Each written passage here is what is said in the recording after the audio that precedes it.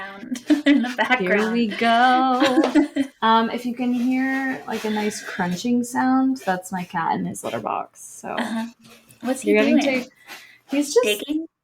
Yeah, he just kind of like moves it around a little before he like does his business. And then after he scratches at it for a while too to like clean it up, I think is his goal. But it's clean. He's just scratching at plastic. So I'm like, what are we doing here, guy? You probably missed him. I did. He and his shitty antics. Yeah. I did miss him. So sweet boy. Well, we're done scratching, so that's positive. A couple quick things. One, quick correction from last episode. My dad, of course, was like, by the way, a Zebco is not a sonar thing. It's a kind of fishing rod. So, anyway, in the story about that place where the guys disappeared and whatever. Anyway, it's fishing rod. Okay, but weren't they using it to like detect things? That's what I thought. I think I need to like go back and like either re-listen to us or reread the story with that lens, because it was like catching things on the Zebco. So it must have just been like what they actually caught and started reeling in, but didn't always get in the boat. So that makes sense. Yeah, and like weird things like that they caught and then disappeared. So it's just like it's a different, I don't know, it's just like a different vibe when you think about it through that lens. Okay. Thank you to our number one listener. Yeah, thank you, number one listener. You're the best. And I was thinking to myself after we hung up, I was like, why the fuck does he know that? And then I was like, oh, right, he grew up in Missouri. He would know. Another thing about my dad. Hey, Dad. We should start every episode with discussion of him and your mom. We did last time. Yeah, I think so. Well, my boyfriend is meeting my dad for the first time tonight. Oh, yay! Exciting. I'm excited. Tonight? Yeah, I thought he came tomorrow. Tonight. No, he comes tonight. Exciting. I landed... So I just got back from a trip to the Netherlands, Amsterdam, and Brussels. And I landed last night at like 7:30. And then my company went through a round of layoffs this morning. So I survived that. Woohoo, still employed. And then treated myself, got my nails done. Yeah, so cute. So summery. So cute. For anyone listening, not watching, they're bright orange and pink. So perfect. Anywho, just feeling like Malibu Barbie. And then my dad arrives tonight, and he's here through Monday, and then TBD on if his wife is able to come as well. She had some work conflicts come up, but hopefully she's going to come on the weekend. But so tonight is going to be just me, my dad, and my boyfriend. And it's their first time meeting, and I'm so excited. That is exciting. Yeah. Oh, man. So enjoy. That's good. Thank you. Yes. And so this is our 78th episode, our 38th of the season, which means we have a little series for you guys. Actually, whoa, we jumped right in. I'm Olivia. Yeah, I know. I was just going to say, I don't think we even said the name of the podcast. You're like, hey, everyone. Hey, Zebco's a fishing rod. My cat's taking a shit. A Zebco's a fishing rod. Just the essentials. Oh, Christ. Well, I'm Olivia. Okay, and I'm Amy. And this is Girls Gone Spooky. Okay, so we have a series for you guys for the last 3 episodes. It is Around the World. So we are going to do like different regions of the world. We're kind of breaking the world up into regions, and we're going to pick regions and then just like dig into legends, hauntings, spooky things, as we are wont to do. So I will turn it over to Amy because she's going first to introduce our theme for this week. Okay. Perfect. So, yeah, the theme this week, or our region of the world, is South America and Caribbean. And actually, I kind of maybe we might need to change it to Latin America in general. Oh, that's okay. Just because of one of them, but yeah, whatever. I picked one from Mexico. Now, actually, I can't remember if I did end up doing one. Yeah, it's like southern Mexico and Central America. So it counts. We're stretching, everyone. Just leave us be, okay? Yes. Okay. We acknowledge we got excited. it. We know it. Yeah.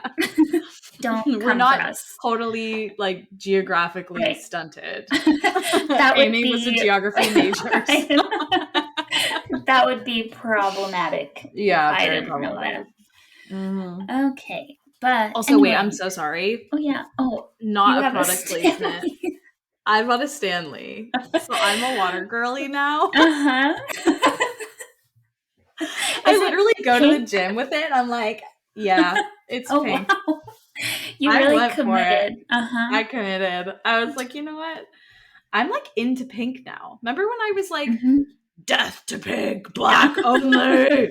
Now I'm like, no, I'm into it. I like it. It's good. I also like pink. I just bought some, those like plastic Birkenstocks. They have them at Target now, off-brand, for only $10. And I was debating between they're so nice for summer. Yeah, they're perfect. They had hot pink and they have like a hot orange, basically like your nails. And I got the orange ones. I love orange. So me too. I love orange now too. I never used to like it. I can't wear it because I look like a fucking like pumpkin, and it washes me out if I wear it. Unless it's like a pale orange, that's okay. But I'm obsessed with this color as like an accent color, an accessory color. To accessorize. Accessorize. Okay, well, we're in our just like divine feminine era. Yeah. Water talk, am I right? I hate myself right now. But anyway, back to you. Hey, it looks nice though. I mean, it actually forces me to drink so much water. It's really like, this is gonna sound so stupid. It's like fun to drink out of. Like you're just like, oh, look at how cute with its little handle, and you kind of look like an asshole with it. But I'm like, no.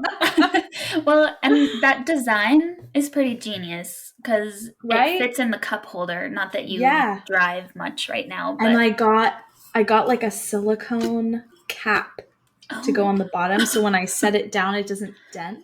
Yes. I'm literally treating this thing like it's my child. Well, it's but my hydro flask that I had like in college is so fucking dented because I dropped it so many times. Yep. So it's like, I deserve a new water bottle. Am I going to get rid of the hydro flask? No, because I have issues. Yes. But this is my new emotional support water bottle, and I'm happy with it. It's the size of my head and a half. So that's perfect. Here we go. Anyway, back to you once again. Okay, let's actually start this time. I'm so sorry. Okay, so the first one is in Montego Bay, Jamaica. I was about to do an accent, but I'm not. I almost did too, and I was like, oh, don't do that. No. Can we at least say that if you say beer can in a British accent, it sounds like bacon in a Jamaican accent? Yes. Beer can. Beer can. Any Jamaicans out there, we're fucking here for it. Yep. We're not making fun. Right. It's a cool fucking accent, and I'm jealous that you have it, and I have this like Valley Girl sounding vocal fry ass bullshit. So not hate. We love it. Not at all. I wish that I could replicate it. Me too. But and not be a racist piece of shit. Yeah. Exactly. Okay. Starting so strong today. 10 minutes in, we haven't begun. Okay. Here we go. Okay. So, this is Rose Hall. It's a plantation house in Montego Bay, Jamaica, that sits on 290 acres of land that I think was used for growing sugarcane. It was purchased in 1742, and I'm not totally sure when the house was built on the land, but probably around the same time. Even though Rose Hall did change hands a few times before it ended up in the ownership of John Palmer, who eventually married Annie Palmer, who is said to still haunt the house. Oh. Yeah. So, when Annie was younger, she lost both of her parents to yellow fever, and sad. But she kind of deserves every bad thing. So, not too bad. And she was adopted by her nanny, who supposedly taught her witchcraft and voodoo. Spooky. So, yeah. But Annie took those skills to a dark place, and either through those or just because she was also like a very violent and controlling person, she murdered her husband, John. And John may not have been the only one because her previous two husbands also died under mysterious circumstances. So, you little sneaky minx. She could have been a murderer. A murderer. She was a murderer. So yeah, I mean, anyway, she also, unfortunately and not surprisingly for the time period, they owned slaves who worked on the plantation. And the legend says that Annie, while John was alive and after his death, would take some slaves as lovers, but then kill them when she got tired of them. Bitch. Yep. Come on. And she wouldn't kill only her lovers. She would also kill other people who were enslaved there, just for fun, I guess. And she did all of that in the basement of the house. This sounds so much like that Louisiana house, LaLaurie, or right? Yes. Where they I think they based Coven, the American Horror Story, off of that. Yeah. Right? Yes. Oh, it gives me like goosebumps. It's just like killing people for sport. Like it's literally. Sickening. It's like, come on. Yeah. And people who are like helpless, really. Yeah. Because already in the worst possible position. Terrible. Ugh, it's gross. Yeah. Okay. Awful. Proceed. Sorry. No, that's okay. So because she was so awful, she got the nickname White Witch of Rose Hall. So, fitting. Yes, it suits her.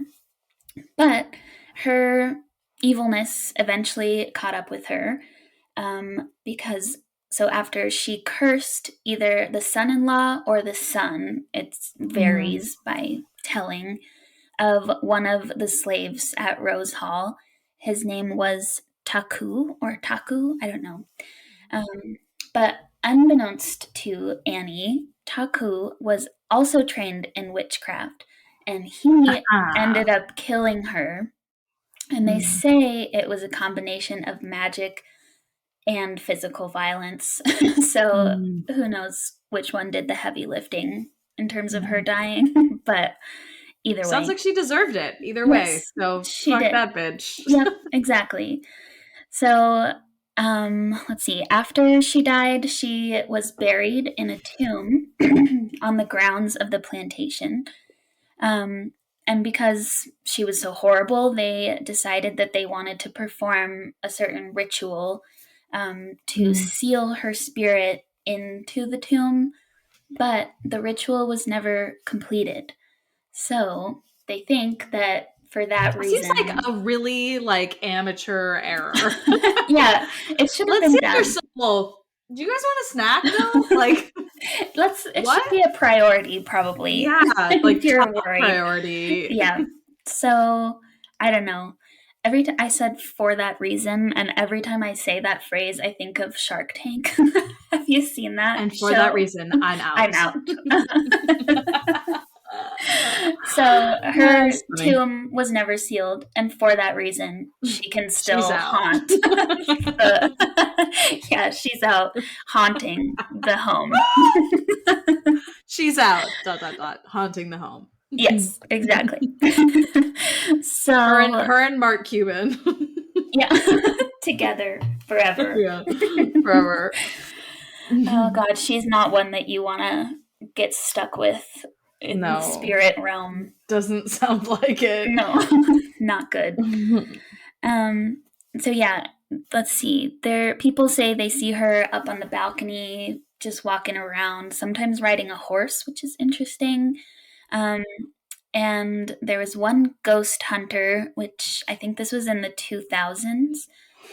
He visited the plantation along with a medium, and during whatever they were doing, the medium was possessed by Annie's spirit. Oh, fuck that.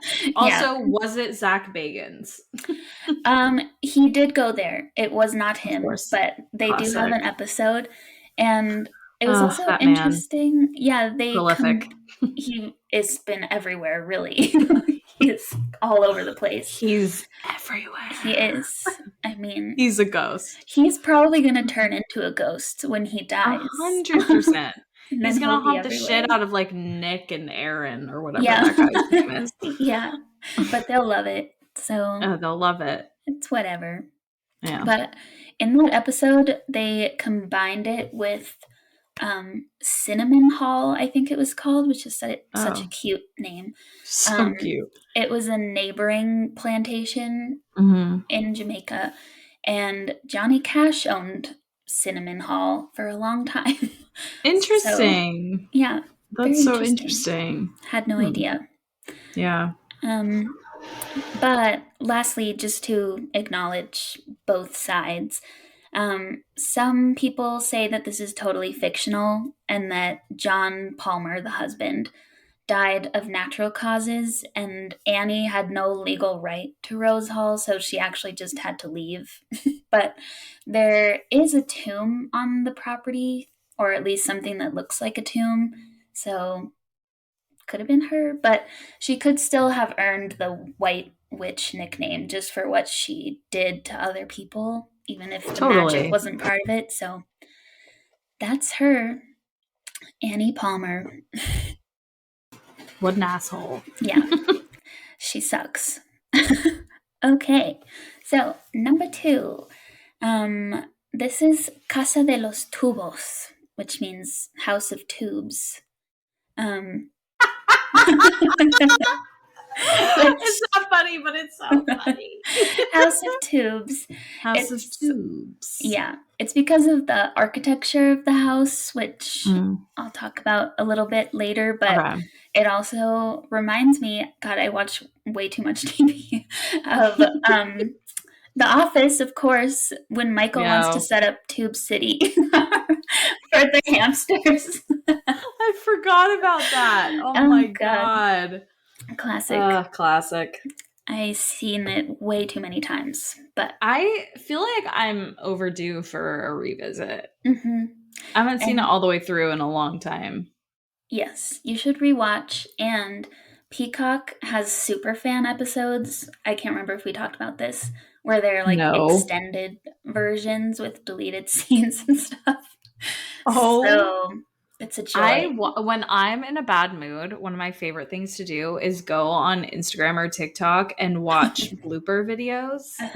And I have one blooper video in particular that is my absolute fucking favorite. Actually, there are 2 and they're tied. One is when Michael and Jan are giving the tour of the house and they have the little TV and it pulls out like an inch. And he's like surround sound or something. Dude, it's like the size of a computer, like a laptop. The other one is when they're in the office in that conference room and they're talking about something. And then Stanley and Michael get into it and Stanley goes to leave and he's like, Michael's so inappropriate. Like, we all know you have diabetes and you're so unhealthy or whatever. And then he goes to stand up and Stanley kind of makes it like grunts as he goes to stand up. He's like, that noise just shows how unhealthy you are. Yes, and that noise proves it.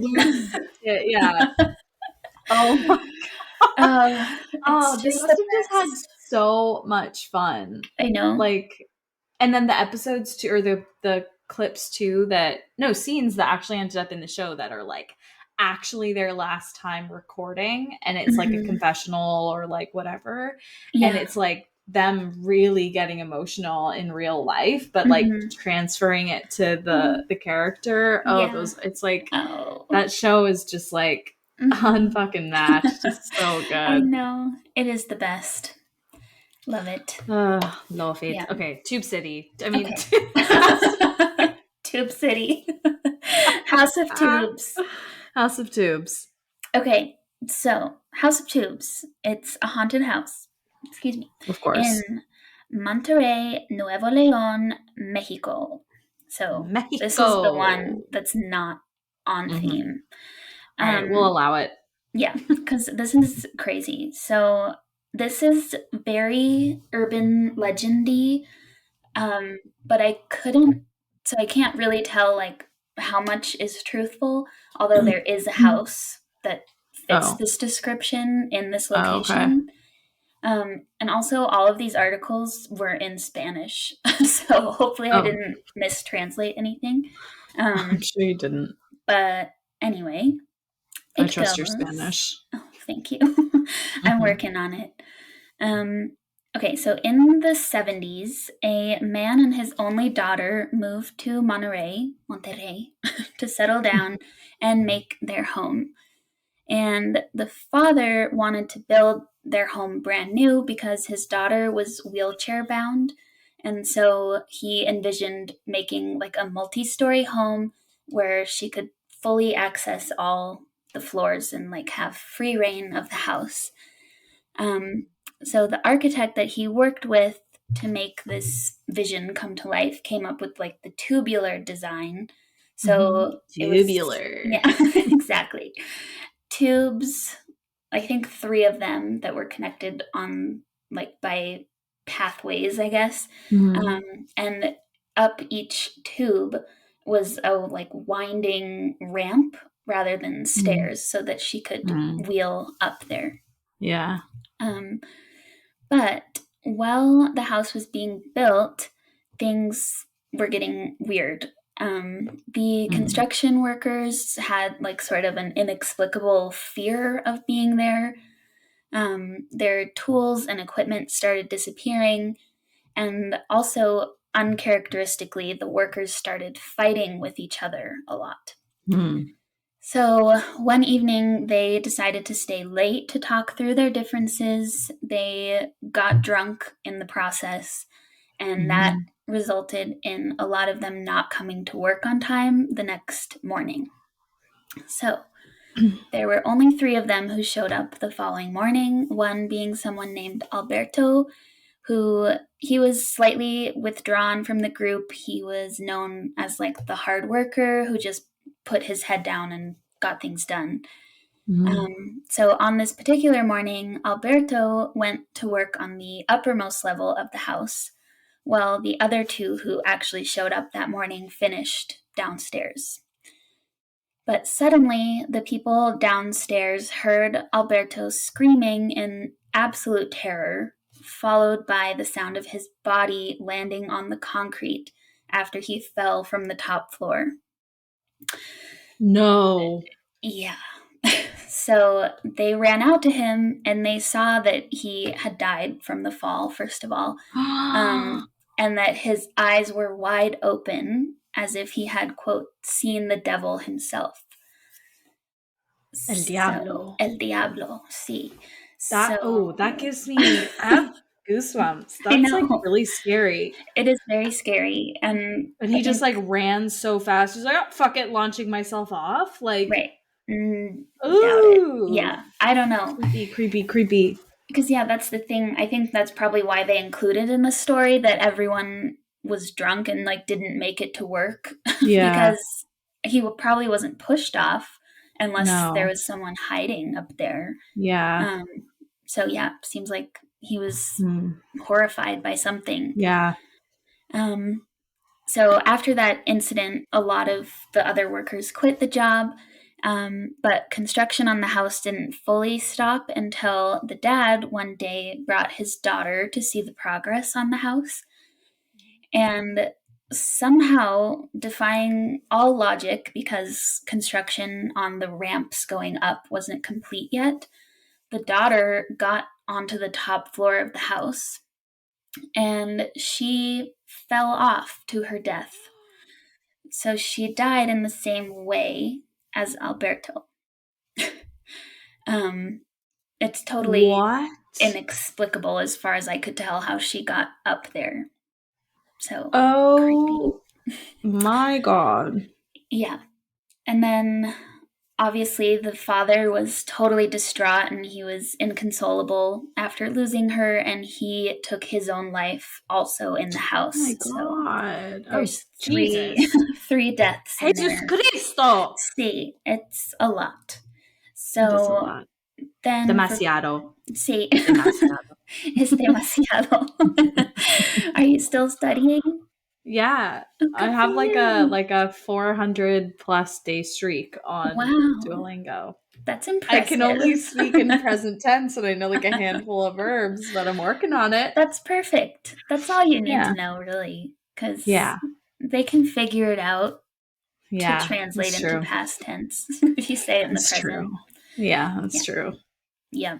Well, okay, so then the last part is that for 40 years, rumors of unexplained deaths, suicides, and apparitions plagued Casa de los Tubos until it was finally demolished in 2016. So recent. Mm-hmm. Oh, because this was the 70s? Mm-hmm. Yes. Holy shit. Yeah. So why though? Like place. Was the land haunted? Like right. I don't know, because it was new construction, so it's not like something someone happened, died in there before. Yeah. Yeah. I don't know. Creepy.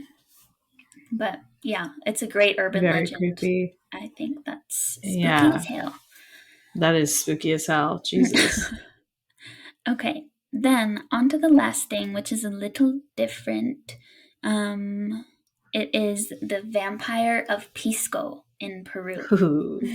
Cool. So the story starts at the beginning of June 1913, when 41-year-old Sarah Ellen Roberts, the wife of John Price Roberts of Blackburn, England, was accused of murder and practicing witchcraft. More witchcraft. Classic. So at her trial, which was held in England, she was found guilty and sentenced to death. And her punishment was that she should be chained and sealed alive in a lead-lined coffin, which seems a little excessive. Like overkill. Yes. Yeah. Major overkill. Jesus. Yeah. So this sentence was carried out on the 9th of June, 1913. And just as the lid was being put on the coffin, she cursed and she swore that she would return to avenge herself in 80 years' time. And I don't know why 80 years, but that's what she said. Her favorite number. Yeah, maybe so. And so when John tried to inter the coffin, he found that the church authorities were not sympathetic to him. They refused him permission to bury his wife in the consecrated ground of the church. So John traveled the length of the country trying to find a place for his wife to be buried, but no one was willing to accept the body because of her witchcraft or accused witchcraft. So eventually he went international and somehow ended up in Peru and made his way to Pisco, where he purchased a grave for £5 and was finally able to lay her to rest. Wow. Yeah. But just like logistically speaking, sorry to interrupt. No. He's just like carrying a dead body around. Like, I don't fully understand that. No. But okay. It's like made of lead. It's like the heaviest thing really in the world. Macabre. Yeah. Oh, okay. Man. Crossing oceans. Yeah. I guess you do this for the person you love, even if she's a witch. Like a crane. He's just like driving a crane around. All the way to Peru. Yeah. It's a long way. It's a long way. But, okay, for the next part of the story, we travel forward 80 years to 1993, the year of our birth. The year of our birth. Love that for us. Mm-hmm. And so early in 1993, someone named Christina Saralegui made a TV show about vampires. And one of the stories she mentioned on the show was Sarah Ellen's. So the story was getting some media attention, and it was only added to the craze that not long before the show aired, a large crack mysteriously appeared in Sarah Ellen's headstone, which people interpreted as her, like, coming out, keeping her promise. Knock, knock, coming out. I'm coming. So then, because of this and Christina's show, interest in her story just grew and grew, and people started to visit the cemetery, and rumors abounded about what would happen when she returned. And the thing that they guessed, because she would be an undead person, was that she was coming back as a vampire. So, the Vampire of Pisco. Oh, I kind of love that vibe. Yeah. Same. She's like a witch in one life, a vampire in the afterlife. She's like, check. Yeah. Zombies up next. Zombie, round 3. Exactly. Oh, I love that. Good for her. She lives forever. Really, like, men really did be hating women throughout history. Like, yes, in every way. And I mean, to this day, like, shout out to the 12 fucking states who have approved 6-week abortion bans. Yeah. Like, come on, fuck yourselves. Yeah. Like, we get it. You hate us. We get it. Yeah. Like, we create life, but okay, it's fine. Yeah. It's fine. It's fine. Yep. Anyway. We hate you too. Anyway. Yeah. But it worked out for Sarah Ellen, kind of. Yeah. I mean, she has a cool story to tell, at least. She does. So, yeah. Minus the, like, really brutal murder. Right. True. Lead coffin. So scary. Yeah, so scary. I'd be like, yeah, I curse you bitches too. I'd be like, if you're going to kill me anyway, I'm going to at least scare the crap out of you. I know. Yeah, leave them with terror. She should have cursed them specifically. But agreed. Oh well. It was heat of the moment sort of thing. She didn't have time to rehearse. Yeah, exactly. So, let's see here. Okay, so days before it was predicted that Sarah Ellen was going to return, local shops started selling what they called vampire kits, which consisted of a crucifix, a wooden stake and mallet, a string of garlic, and a booklet containing the legend or Sarah's story. So people started flocking to her grave, bearing crosses, playing music, performing rituals, and as it just got crazier, some people went to the authorities and asked them to just exhume her body to prevent the rumors of her return, but the request was denied. So people hung garlic from their doors and windows, extra police were brought in, and people braced themselves for the coming night.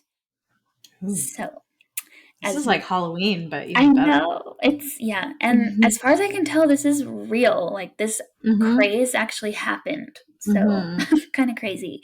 But as midnight approached, the police began to clear an area around her grave, only allowing some mystics to stay behind. They began performing an exorcism, basically, on her grave by sprinkling blood on it and chanting mantras, which, if she's a vampire, why would you sprinkle blood on her? Lure her out. Yeah, exactly.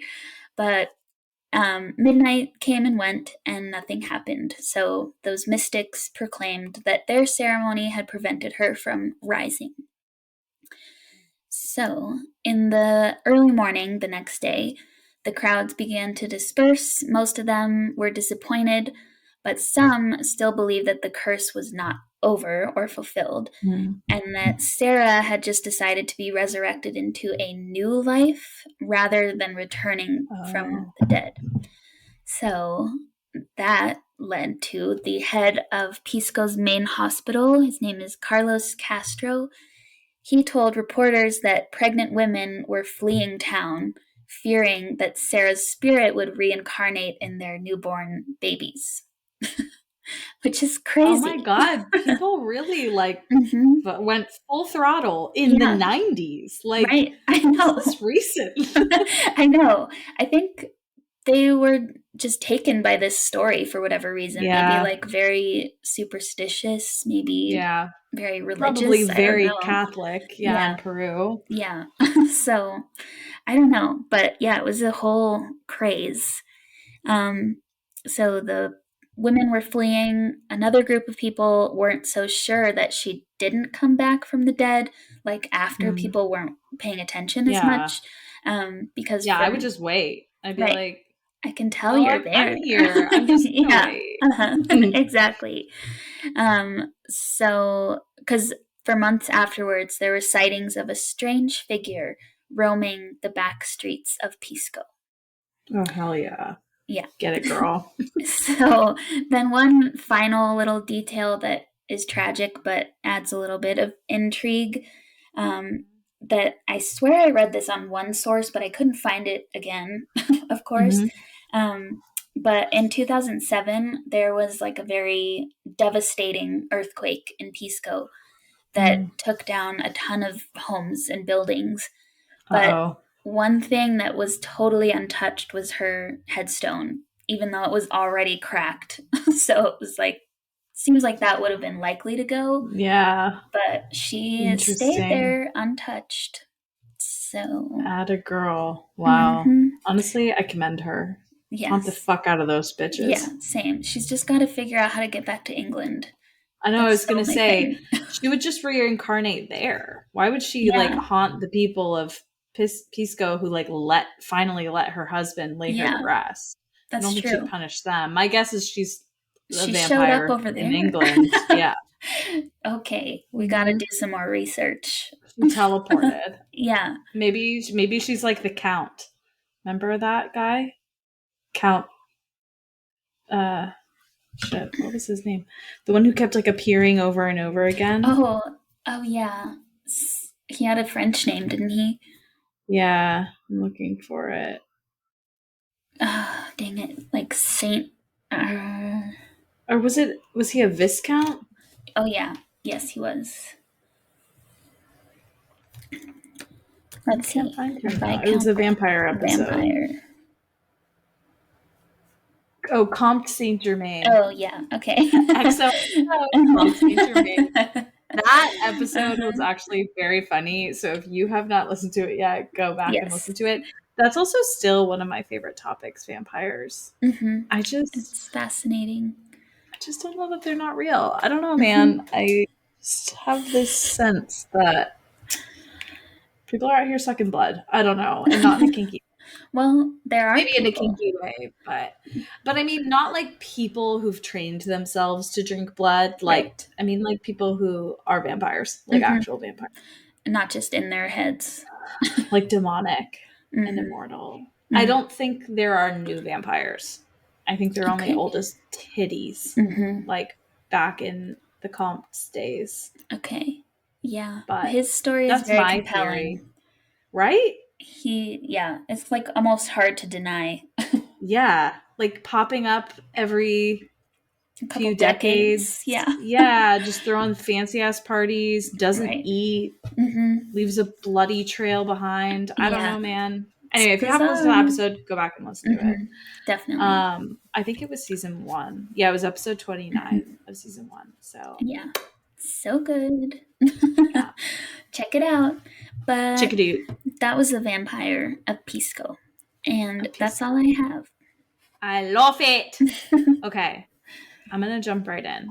Okay. So, okay, now I'm like in the wrong part of my notes looking at vampires. Okay, here we go. I'm back. Okay, so first one. We are starting with southern Mexico and Central America. It's not like specific as to where this comes from. Well, it kind of is, but it is crystal skulls. So mine are a little bit more, there's one that's like direct haunting, and then it kind of leads to a few other like honorable mentions. But mine are like a little bit more on the Indiana Jones aliens side. I love it. So crystal skulls.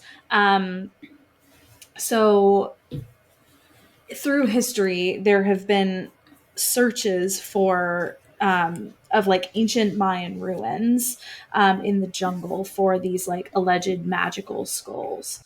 And so this legend claims that there were 13 crystal skulls that were thought to be containers of great wisdom and mankind's destiny.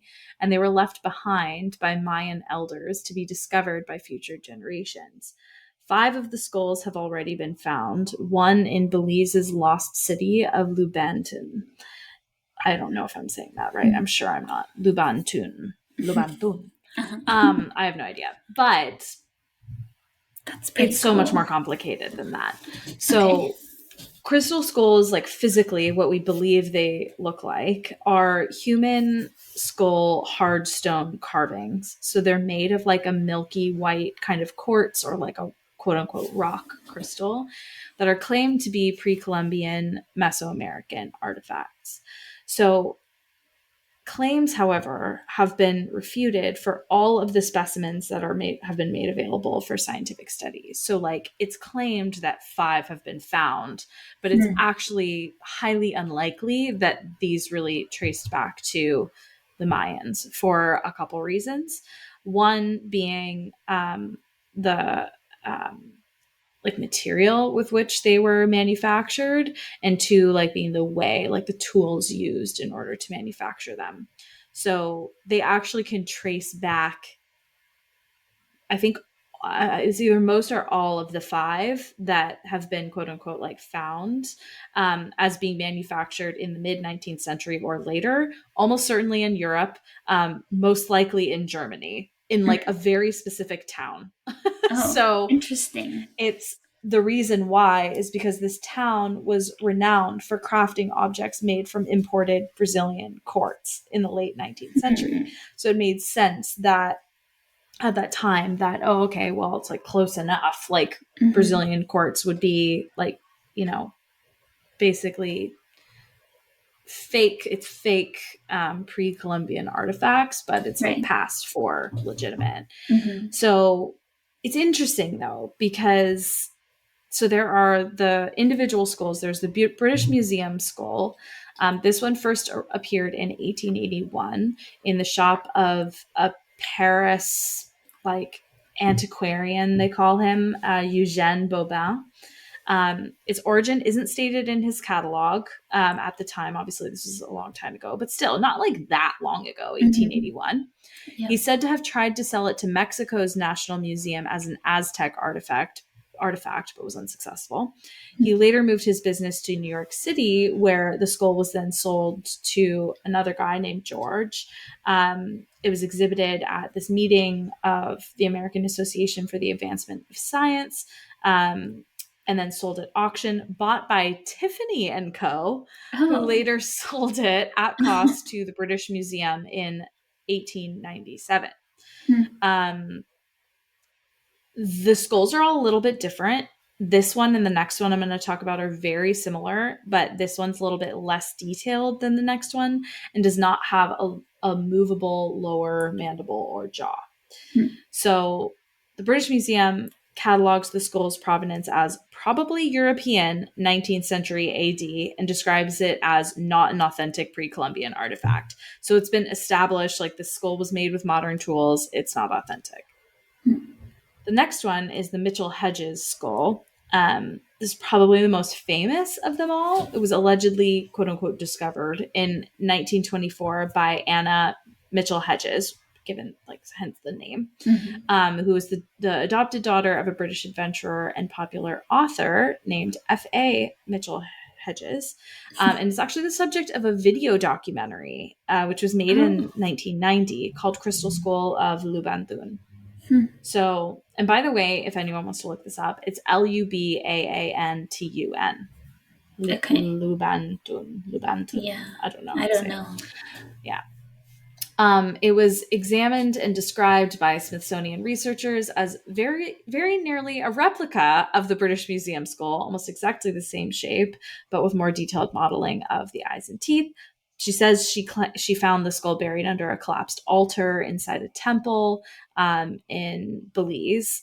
At that time, British Honduras, which I did not know was a thing, that it was called British Honduras before. Anyway. Interesting. But I know they speak English there, so I guess that makes sense. Yeah. So others present at the time of the excavation recorded neither the skull's discovery nor Anna's presence at the dig, which is a little sus. So it's believed that the father actually purchased the skull at a Sotheby's auction in London on October 15th, 1943, from some London art dealer named Sidney Burney. So they go on to describe the details of the skull, blah, blah, blah.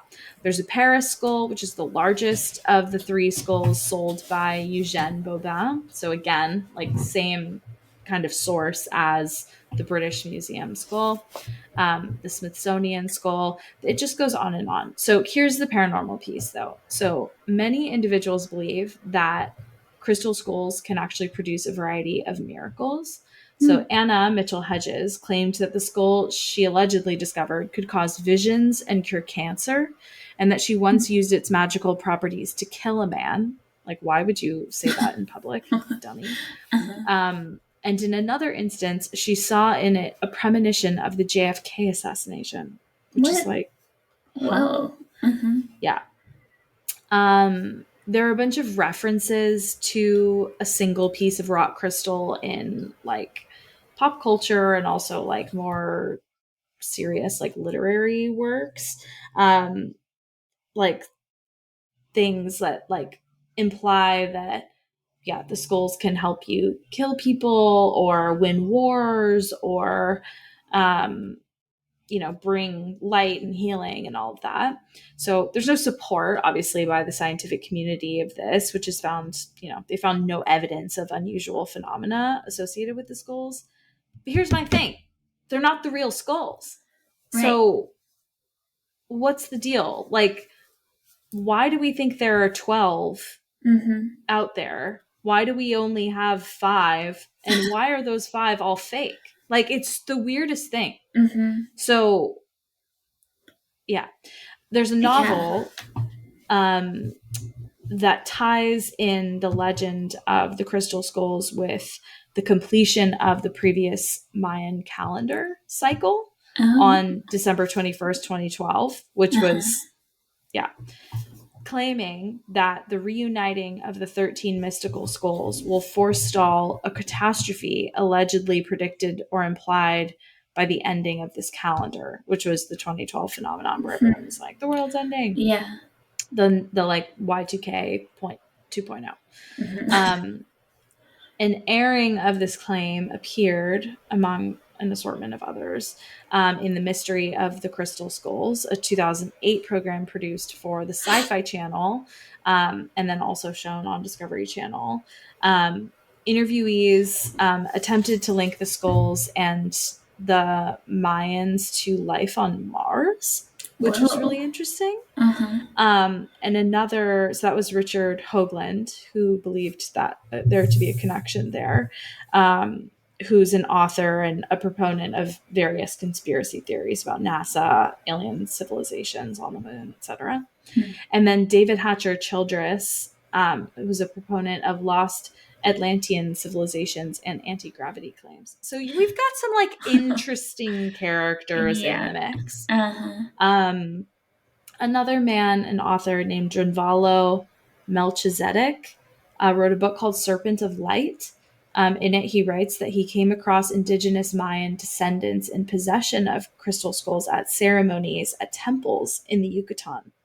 And he writes that they contained souls of ancient Mayans who had entered the skulls to await the time when their ancient knowledge would once again be required.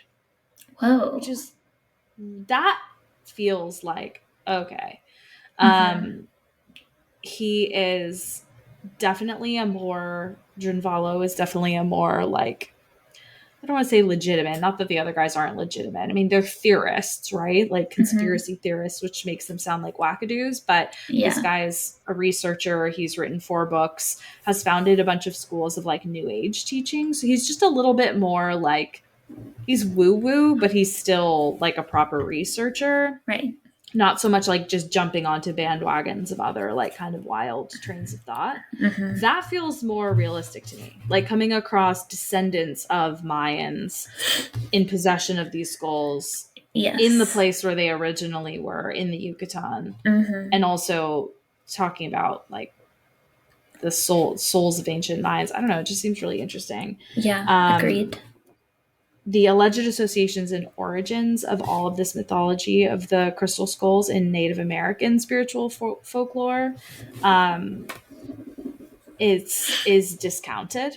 Someone named Philip Jenkins, who's a professor of history at Baylor in the US, he notes crystal skull mythology may be traced back to the Baroque legends initially spread by F.A. Mitchell Hedges and then afterwards taken up.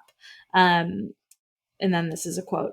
By the 1970s, the crystal skulls had entered New Age mythology as potent relics of ancient Atlantis, and they even acquired canonical number. There were exactly 13 skulls. None of this would have anything to do with North American Indian matters if the skulls had not attracted the attention of some of the most active New Age writers. So, I don't know. It's very... And then, of course, like Indiana Jones featured crystal skulls, which is kind of funny. But it's very interesting. Like, it's like one of those things where, yeah, like the lost city of Atlantis and all of that, that feels like a stretch. But why wouldn't the ancient Mayans have used something like that in ritual? Right. And, I mean, we know there's a lot of mystery around ancient civilizations, especially in that part of the world. Like... how very the fuck mystical. They build, all that fucking, those pyramids and like, I don't know, man. Like I got a lot of questions. Yeah. So I think it's interesting. And I like the concept of, I mean, think about how we in like a woo-woo New Age way use like crystals, like to have a single crystal that's literally like chipped to look like a human skull. Like that would take a lot of time. And that feels like very ceremonial to me. Yes. So agreed. That's just kind of like a spooky, weird one. I like that one. I like that one too. It's mystery. Like, yeah, there's a lot of like people being like, no, this isn't real. This isn't real. Yeah. But there's always that. So I don't know. It's interesting. The second one is properly within our South America focus. Okay. It is the Nazca Lines. I don't know if I'm saying that right, but I think so. It is located in Nazca, Peru, hence the name. So the Nazca Lines are a group of what are called geoglyphs made in the soil of the Nazca Desert in southern Peru. And so basically they just look like incisions or depressions in the ground. And if you're flying, you can see them very clearly. And we'll post a photo on our Instagram when we post this episode. But they're magnificent. Like it's so impressive. You can see a dog, a monkey, a bird, and these are at like huge scale, like 1,000 feet, like huge. Yeah. So they were created between 500 BCE and 500 CE, which honestly, I don't even know what that means. Fucking long time ago. And like I said before, they were made by people making depressions or shallow incisions in the desert floor, removing pebbles and leaving differently colored dirt exposed. And so there are actually 2 distinct phases in the Nazca Lines. A Paracas phase from 400 to 200 BCE and Nazca phase from 200 BCE to 500 CE. And in the year, this is the craziest part. So we've been flying airplanes for how long? Not since the that long, right? Like, let's say around 200 years, probably. Yeah. I'll look it up. We have found in the years just leading up to 2020, between 80 and 100 new Nazca lines have been found. Wow. Yeah. With the use of drones. And archaeologists believe that there are more to be found. That's so cool. Yeah. And here's the thing. How the fuck did they... Okay, there's so many questions. How the fuck did they know what they were drawing? Like, you can't see it. They had no technology. Well, we don't think they had the technology to be able to see from above what that would look like. Yeah. And who were they drawing them for? Right. The gods. Well, right. Ancient aliens. Aliens. So, yeah, that's basically like the vibe. Yeah. So there are figurative like designs. Some lines run straight across the landscape. Others have like designs of like animals, plants. All of the lines that we know of combined are more than 1,300 kilometers or 800 miles. So like we got a lot of ground covered here. Hard work. Really hard work. And they go into detail around like how it's done. Because my first question is like, you get a strong breeze and the whole thing's ruined.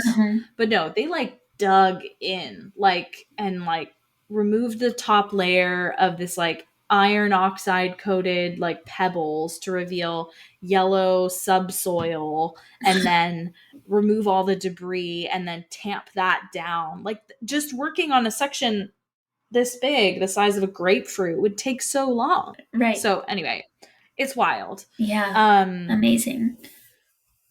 And they say because of its isolation and its the climate of this like plateau, they've been preserved naturally. They believe that rare changes in weather may like alter the general designs. And also due to squatters inhabiting the lands as of 2012, it said that they're deteriorating just because people are like walking on them and stuff. Yeah. Man.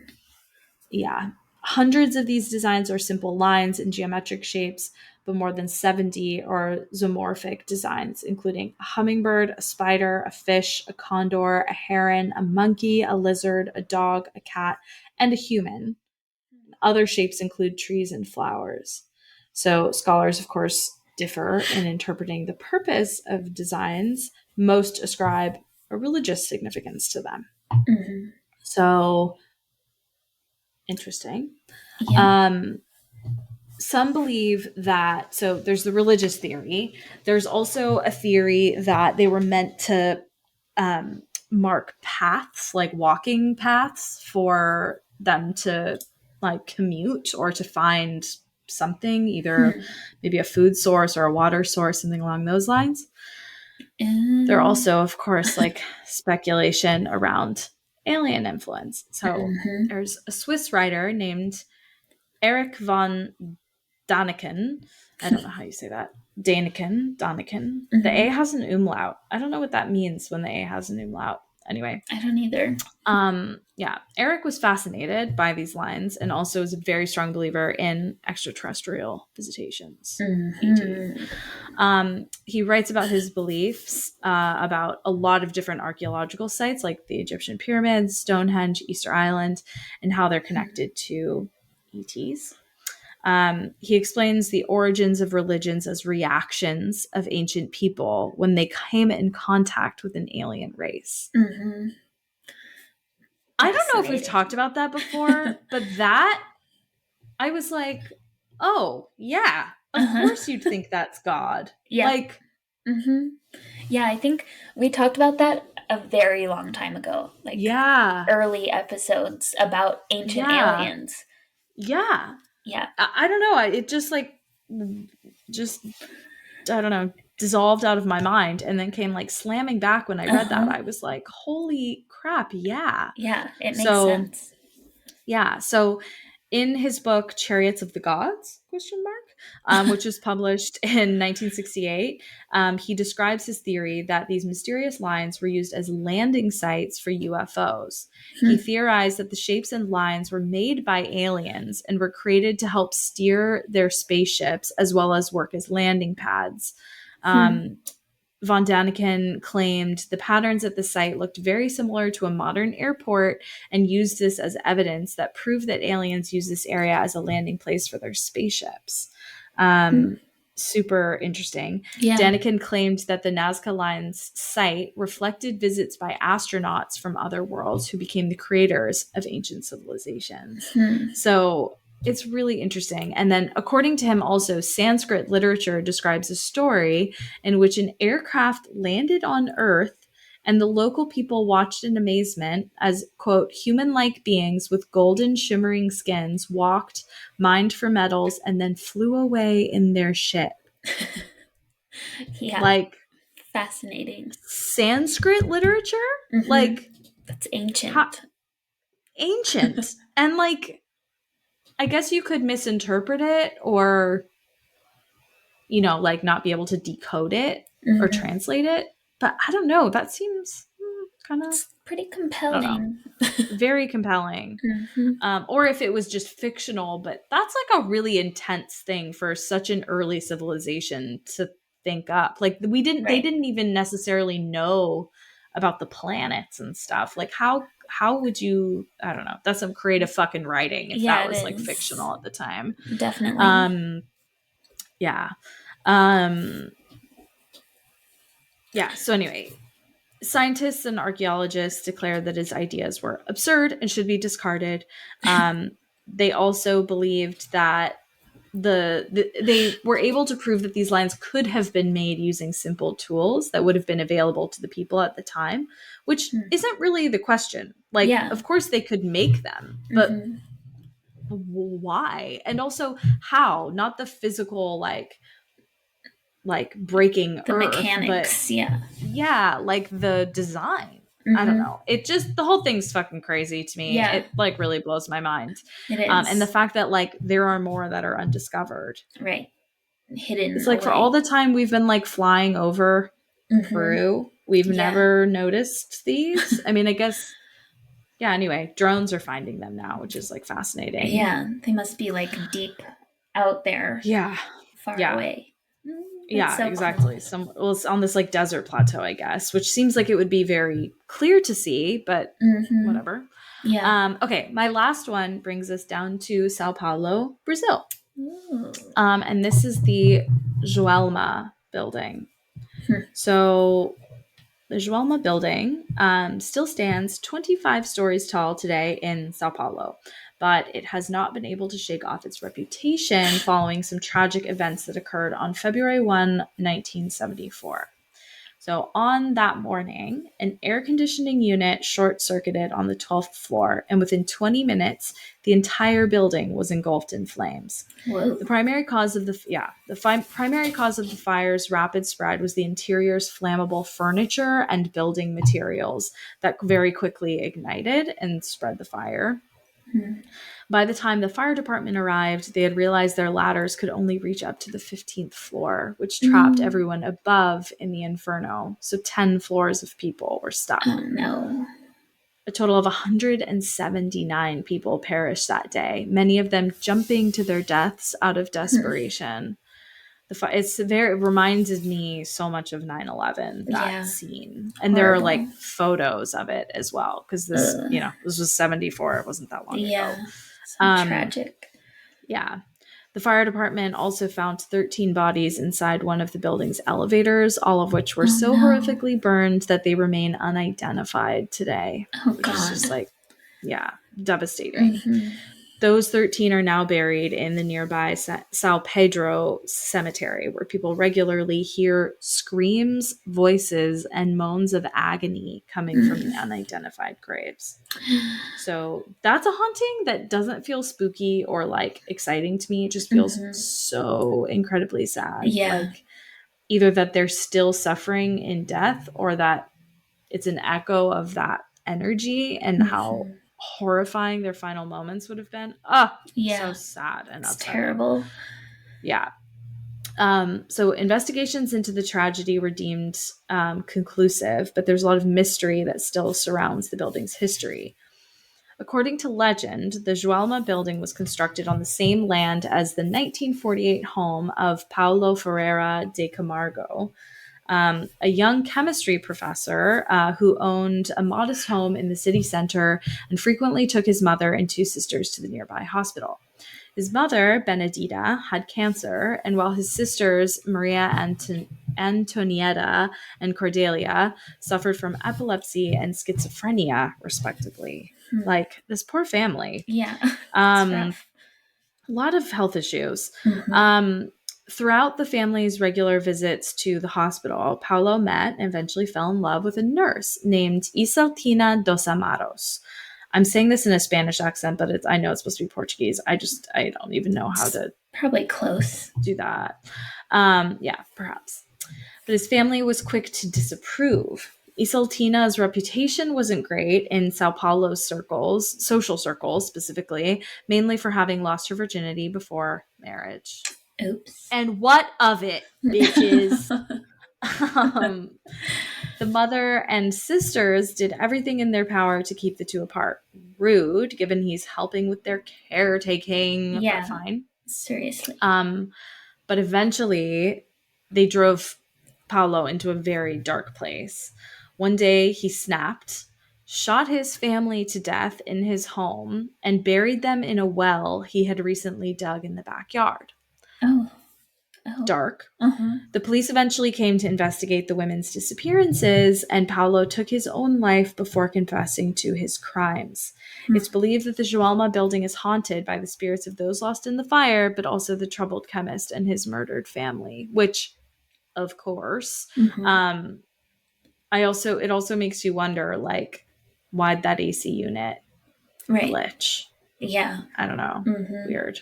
Good question. Like, almost like he just wanted to burn away. Paulo wanted to just, like, burn away all the history of that land. Right. But this led me down a little bit of a rabbit hole. And I'm not going to spend a ton of time on any of these, but I just wanted to mention a couple because this, like, leaves us on kind of a positive note, not a super positive note, but kind of a positive note. Okay. Most of the Brazilian lore, they're like wild things, like a man, like women who do something specific that's bad, they turn into donkeys with, like, heads of fire. I don't even really know what that means. Interesting. There's, like, a snake that I'll get to. But most of them are actually beings that exist to protect the forest. Like the rainforest. That's nice. Which is actually really beautiful. Like, they almost have a demonic edge, which is a little confusing. But at the same time, I guess demons can be ecologically minded too, you know? Yeah, so that's true. Why not? Dumb. Eco demons. Why not? Green Around the demons. world, eco demons. I'm dead. So yeah, Mula Shem Sabesa means headless mule. Is exactly this. Like women who hold on, I'm like trying to find this exact note. Sorry. It's okay. Yeah, so it is a legend in which women who have sex with priests turn into mules with flames instead of a head. Yeah. Yeah. There are actually similar legends, interestingly, in Mexico, where it's called the Malora, which spread through the continent up to Argentina, where the names are Mula Anima, Alma Mura, Mula Sin Cabeza, Mujer Mala, Mala Mula, etc. Although in some countries it's just adulterous women instead of, like, priests' mistresses. But anyway, clearly comes from, like, religious background, but kind of interesting.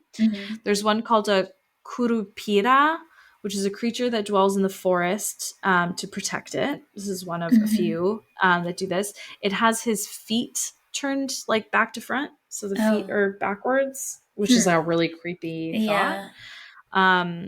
A sachi or sasi, S-A-C-I, must be sachi, is a creature who likes to prank everyone, to braid horses' hairs. It moves around this part. I love this imagery. It moves around in a little tornado and only has one leg, and he likes to smoke a pipe. Like, wow. I'm sorry. That is perfect. Yeah. Like, it's like perfect. Tasmanian devil cartoon. So funny. And then someone comes back. This is on a Reddit thread in a subreddit called Ask Latin America, which I love. And it shows where everyone's from, which is cool. So it's like Brazil, like Rio, Argentina, like some says like specific cities. Someone named Jiggly Bowser, best username, 2100, says the original Sachi is actually way creepier.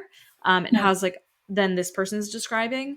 It has like a demonic kind of goblin look about it. And the pranks aren't actually pranks. They're like dark. It went from like wasting food to like burning plantations, dismembering people and animals, various other forms of killing. So he's like a dark boy. Yeah, it's bad.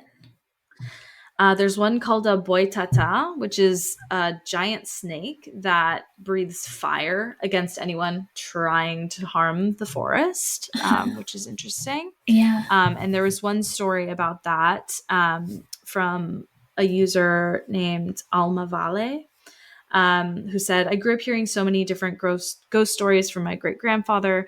One of them is how he nearly got killed by a boitata. But his boitata is a bit different from the popular white snake. It resembles more of like a white stick, I guess, which is something she only learned about this snake as an adult. He says he was walking from one town to another, as he usually did. No cars or public transportation were available at that time. He and his fellow workmen would walk for 3 days between odd jobs in their homes, through hills, crossing rivers, just walking by a dirt road. And this day was particularly hot and sunny. His friend was talking, but my great-grandfather was caught looking at a tiny white dot in between the bushes on the ground, and he couldn't take his eyes off of it. He suddenly stopped hearing his friend talking and was slowly hypnotized by this white dot, which kept growing taller and taller. The more it grew, the more shut out from reality he felt. And at one point, it was so big and tall, he was looking up at it as if it was touching the sky. His friend didn't notice at first that my great-grandpa wasn't walking with him, and when he turned back, he saw him paralyzed, looking at the sky. So he came running and woke him from this spell, and it's believed that if he hadn't, his soul would have been taken by the boitata. Whoa. Which is like super spooky. Yeah, very. Wow. Very spooky. Interesting. Yeah, there's another called Boto Corderosa, which means pink dolphin. It's a dolphin that lives in a river in the Amazon, and every full moon, it turns into a man and impregnates the young ladies who dance with him. Very specific. Odd. Yeah. Ayara is a mermaid. Matinta Pereira is an old woman who asks things at your door. And if you don't give her what she wants, then she turns into a raven, and then just makes a ton of noise to piss you off at night. So basically, funny. Me. Yeah. That's harmless. Yeah, there are a couple more. Kuka is a crocodile witch. That's it. Ooh. They didn't elaborate further. Okay. Anyway, that's all you need others to know. did. Yeah, others did go on to say other things about it. Someone. I have to say this is funny though, because the poster of this is Brazilian, and then someone from Panama said, Cuca was my biggest culture shock when I moved to Brazil, because Cuca in Panama means pussy. Classic. Crocodile witch. There's one, and then this is the last honorable mention. Negrinho do Pastoreio is a kid that was enslaved and condemned to be whipped and thrown on an anthill to die. But he survived. Oh. So I guess now he haunts the fuck out of people? I don't know. Well, I guess he died, but he like came back as like an entity, and he like rides a horse around anyway, very interesting ones in Brazil. We could honestly base like an entire episode off of their legends, because apparently they don't just like have these legends, they like are really pervasive in like culture and society. Like people really talk about them a lot. Because a lot of people are like, I moved to Brazil, and like I'm like, oh my god, thank you so much for talking about these things, because I'm like no fucking idea what people are talking about. So it's really interesting. That is interesting. Wow. So yeah, that concludes Latin America and the Caribbean. And I think really the biggest takeaway here is eco demons. Yeah. So with that, we can all be green. Yeah, exactly. Adios, nos vemos. Oh, sí, adios. But yeah, thank you guys.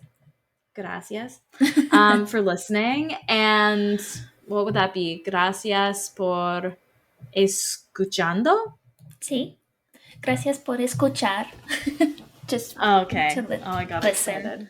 Okay. All right. Well, I was close, guys. I had the verb right, so props to me.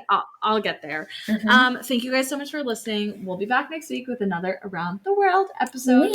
And in the meantime, you can follow us on Facebook, Instagram, and TikTok at Girls Gone Spooky, and email us your spooky stories at girlsgonespooky@gmail.com. Yes, please.